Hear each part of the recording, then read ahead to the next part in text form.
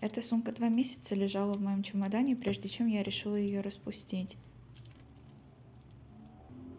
Тут мы немного прервемся на маникюр. Посмотрите, как он сияет. Ну, просто сказка.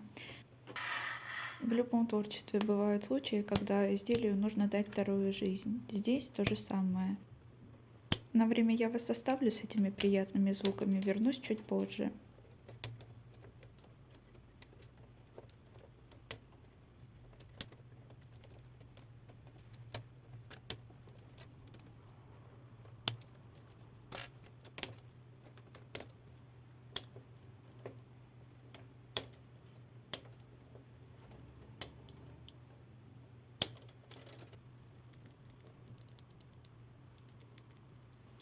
Собственно, здесь видна причина, по которой я решила разрезать сумку. Тут я уже поняла, что одна не справлюсь, и ко мне присоединилась дополнительная пара рук.